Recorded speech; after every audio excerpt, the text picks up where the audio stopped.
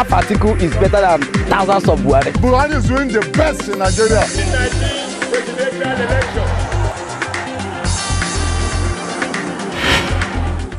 And you're watching Roots TV Nigeria. This is Mood of the Nation. We're counting down to the February 16 polls, and we are taking the pulse of the nation. This time we're focusing on civil society organizations and pressure groups. Okay, so what they basically do is to monitor governance, especially the ones that we have right here in the studio. But we're going to get their thoughts on how far the preparations of the elections, and if they believe that free and fair as well as credible elections is possible February 16 and going forward. I have right here in the studio, starting very close to me, is Collins Obase. He is from the Africa Youth Growth Foundation. Thank you for having me. And his group, his CSO, is also part of the Transition Monitoring Group, which is a huge umbrella body responsible for monitoring the elections. It's good to have you, Collins. Thank you once more. And I have the very one and only Chris Mamuda. He is from the Small and Medium Scale Enterprises, a small pressure group that looks after small business owners. It is good to have your perspective on this, because throughout these elections, it feels like we're not talking much to the small business owner who is heavily affected by whoever becomes president. Thank you very much. Okay, so I want to start with you, Collins. So far, with what you have seen, I mean, you have, for the past 2 years, I've known your organization to be interfacing with different groups of people, especially the youth, which is your thematic area. Exactly. Now, based on what you have collected and what you have heard so far, what are your thoughts about the elections? Do you think young people are going to vote? If they vote, who are they tending towards? And then, do you think the free, fair, and credible elections is possible with what has been going on? I know it's plenty questions, but then I want to get your thoughts. Thank you very much. I think the preparation towards the election started a long time ago.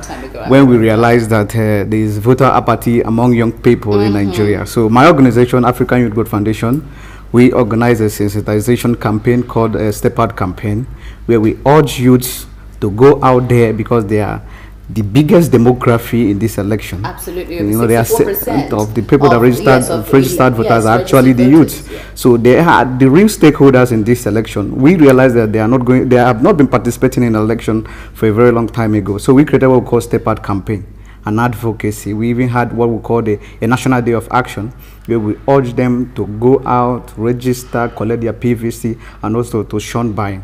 And I believe that campaign and the reorientation that team projected is going to lead to a very large turnout. You really think there's going to be a large turnout in the elections? Exactly. And if you see, there is a projection over time. I think social media have created a whole lot of awareness politically. If you monitor on Twitter, exactly, if you monitor conversations right now, you see that young people are really interested in this election. You see, here's the thing, Collins. A lot of people worry that the extent of engagement that you see on social media may not translate entirely to the polls. You know, young people have what Nigerians call plenty ginger. Exactly. You know, this is because there are different communication landscapes. I see. So somebody who follows a traditional media landscape will not actually know the trend. You know, over time across the globe, social media have actually played a big role in election. Even deciding the previous election, 2015, it is believed that social media played a huge role into bringing this current I believe the young people who have a large stake in this election are really going to decide who is going to be the next president. You believe exactly that the decider is the young vote? Exactly. Okay. This is an election for the young people. Exactly. Chris, let's talk about the business, the small and medium scale business owner. Let's talk about a lot of things. As a matter of fact, almost every single campaign that I know is targeting this group of people. We have, okay, of course, the president has the trader money, the market money, which many people have called trade buying. So let's start with that, or vote buying. Let's start with that. From the perspective of the small business owner, what are your thoughts about market money and trader money? And is it tending towards what they say it could be?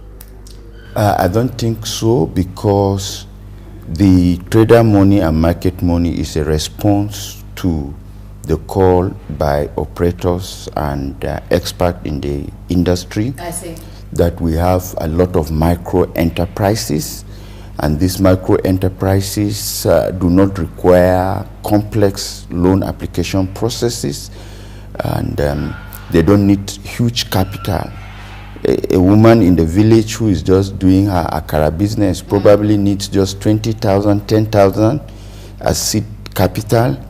And in the course of our engagement with the federal government of Nigeria through the office of the vice president, it was realized that it is not a rocket science to be able to find a way to support the micro enterprises. You know the contention here. Timing. Yeah. A lot of people have said, why did it take this administration so long? I mean, just few months to the elections. That's when trader money and market money is now becoming a thing. Why wasn't it a thing from the very beginning of this administration? Even the traders themselves, do they think there's something a little sinister in terms of the timing, or they're just grateful to have money? Well, not really. Well, I can accept that the timing may appear not appropriate, be that as it may. But it is the desired, because from the report we have from the from the National Bureau for Statistics, it clearly shows that we have more of the micro enterprises, very small businesses. I mean micro as in micro. Micro as in very micro. Less than 5 people. Yeah, just one man business. Yeah. One man businesses. I think I have a perspective on this. Coming from a development team. Yes. Where I'm coming from, Yeah. I think no matter the utilitarian value of trader money or market money, I think it's just a mere window dressing. Because what people have been clamoring for over time is that to make the environment conducive for private sector to thrive. Business. You know, laying in central bank is billions of naira that same micro have not cannot access. So why not tackle the main issue, create reduce the bottlenecks that are in administration, so that they integrate these micro people into the wider economic because view. The truth of the matter is that a lot of these micro people cannot write application, they cannot get collateral, they cannot, these are some of the things they cannot Well, that is why I'm happy to say that it's a wrong perception to think that these intervention programs have a political connotation. No. Yeah. From the 2013 survey conducted by Bureau for Statistics in the country, it shows that if you are talking about the SME sector, it is even wrong to say SME. It is MSE, because we have the micro enterprise, which is just one-man business, a business that is not even registered. But when you say you are a small-scale business, it means you are registered, you are formalized. And when you say you are a medium enterprise, it means you are a bigger enterprise. Chris, can I ask you this question? Yeah. Theoretically and statistically, with all due respect, from all the facts that are available, these are all correct. But why? I'm trying to get the realities on ground, because a lot of people have accused this administration of not being in touch with realities. Exactly. Let me bring the idea. Chris, not to cut you short, it feels like there is this huge gap between the statistics we're getting from government and the realities on ground. That is why people say, why did you wait this long to have all of these interventions, if we could use that word? Yeah, well, as much as I appreciate these concerns, we need to understand that globally, not just beyond Nigeria, globally, there's a deep concern about having access to finance. Access to finance is a huge issue. Cost of having access, the procedures of applying for some of these funds. And as a business development expert that has been engaged in this sector for over 20 years now, I appreciate the issues that are on ground. I was one of the advocates that we need to create loan processes that are very seamless, very easy and smart.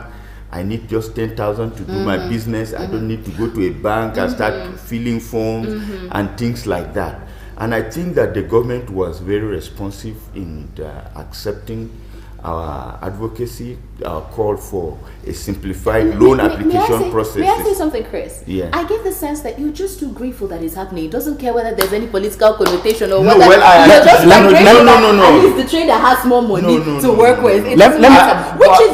For me, I agree that the timing is wrong. Because when we started this started as what they call the Government Enterprise Intervention Fund, GIP.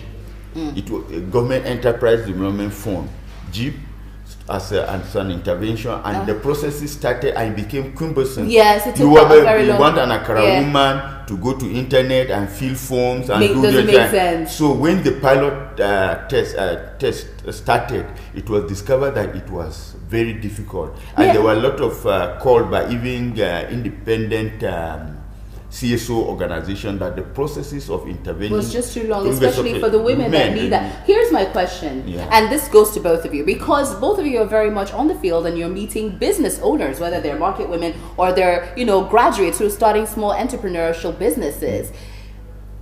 Are these market women going to vote? Do you believe they're going to vote? Do you think they are interested enough in all of the polity, in what's going to happen and who's going to be the president, whether the whether the incumbent stays in power or we have a new president? Do you think they're going to go to the polls? No, definitely there's a new sense of awareness now in the country. People are interested in what is going on. People are concerned about the economic issues, the issues of survival. People are concerned about issues of prosperity, and therefore these issues are going to be very serious drivers for the elections, and it will give a direction to as to how people are going to vote. So you think they're going to vote? The first question is, are they going to vote in masses? I mean, voter apathy has always been a problem in this country. So do you think with what has gone on so far, especially as the economy is right now, do you think market people are going to go and vote? Of course. A friend of mine who has never voted in his life recently told me that he had to spend many hours on the queue just to take his vote because he wants to vote a presidential candidate that has good economic policies. Based on all the conversations that you have had, I'm sorry if this puts you on the spot, but you have examined the economic policies of almost all of these candidates. Which one appeals to you? Well, I'm not saying it's better, but which one speaks to you? Which one do you think is more feasible? Sorry, the word is more feasible, more workable. I am more interested in any candidate who has economic policies that can create prosperity for the people, an economic policy that will provide wealth for the people, an economic policy that will create jobs for people. And all of them say that to Chris, you're now because you're staying safe in this No. All of the manifestos say we're going to create jobs, we're going to create a leveling environment. But I asked you, which one is feasible? Which one is doable? Which one seems more possible, more plausible?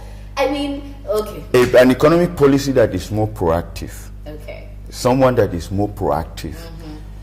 Because our major concern in the organized private sector is that with due respect to the present administration, our concern has always been predictability of their policies, management of the economy. You understand, you have a situation where budgets are not passed on good time. You have a situation where budgets are not properly aligned with the reality. Those are very serious cases. All right, let me come to you, Collins. First of all, based on, you already said that, young people are very enthusiastic to vote this time, but let's talk about the young businessman or young businesswoman, that graduate who's really trying to make a living, considering that jobs is still is one of the most serious issues in this country. What are your thoughts about what he said economically? Exactly. There are ministries, departments, and agencies of government that are actually under focus about youths, driving them towards employment and entrepreneurship. Exactly. Do you know what this government have done, or what we have tracked? Now, ITF, SMIDAN, that is supposed to take care of small and medium scale enterprises. There is Bank of Industry, there is Nexim Bank, Bank of Agriculture. These are agencies of government that are supposed to actually push towards maybe the market women and all that. But if you check the appropriation bill from 2016 to 2017, although we have not looked at 2018, you see that these agencies of government are actually starved of funds. So through the back channel, you bring back the trader money and the market money. What's the point? The main channel, you don't go give them money. You don't give them the money, and then you go to the back channel to give them. That is what you believe is an incentive. Exactly. Okay, Collins, here's my question again. Do you think the traders are going to vote? Do you think all of the trader money and market money has actually switched? Exactly. That the reason why they are going to vote is that lack of fund and poverty have been weaponized by the political actors, both from the ruling party and the opposition. Yeah. Exactly. So people are going to go there to vote because of the stake and the interest they have, based on what has happened.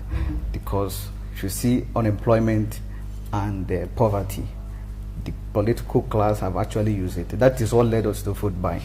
Interesting, very interesting ideas. Thank you so very much, Chris Mahmuda, for talking to us, and of course, Collins Obasi for talking to us. Now, we may have focused very much on the business community, especially for you, the small business owner, because trust me, whatever decision that you make at the polls will affect how your business will excel or not excel in the coming days and in the next administration. So we encourage you, whatever the issues are, please go out and vote February 16, which is just a few days away from now. You've been watching Mood of the Nation. Give us your thoughts on the conversation we just had on the comment section of this video, and don't forget to subscribe to our YouTube page. My name is Gloria Oje Emode, and you're watching Roots TV Nigeria.